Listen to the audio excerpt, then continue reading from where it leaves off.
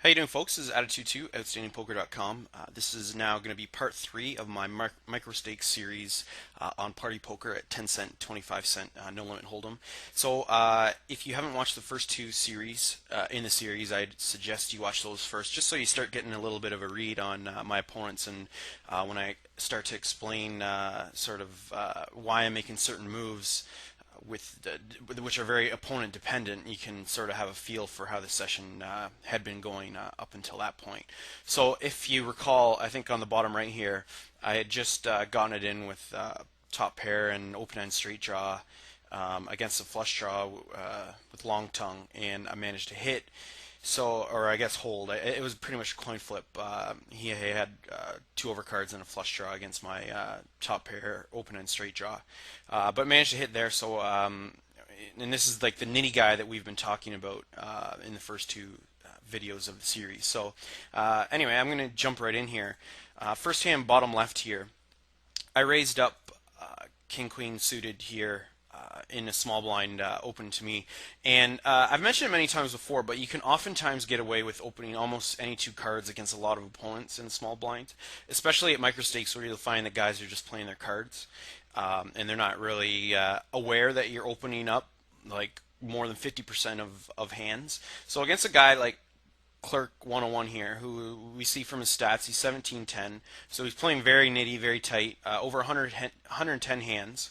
So sample size is significant enough to know that this guy's pretty nitty and very tight. So he's just going to be folding. He's just going to look at his two cards and he's going to fold like 80%, if not more, of them. So if you have any two cards here, it's going to be profitable just to raise pre-flop and take it down right there. So if he raises, if he folds 80% of the time, and I'm risking, I guess I'd raise up to 75 cents. So if I'm risking another 65 cents to win the 35 cents in the pot, that has to work about 66 or whatever percent of the time.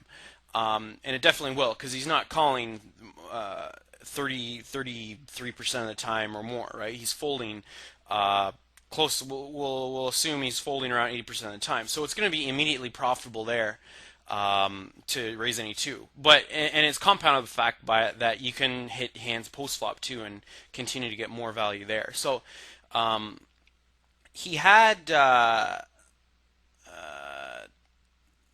guess he's sitting on about a half stack here, and I managed to hit top pair, so it's a pretty standard bet for value here on a pretty, actually very drawy board. There's tons of gut shots, tons of well, I guess a couple overcards and like Jack 10, 6, 7, 7, 8 will have gut shots, as well as you could have a pair. So I'm just going to keep betting for value. And one of the mistakes I've been noticing from like my coaching sessions, or just watching hands that you guys might post on the site, is that people, their bet sizing is pretty small, especially when it's a dry board. And I can't stress enough, you want to be betting close to pot size when your opponent is likely to be drawing or is likely to call with a worse hand than you.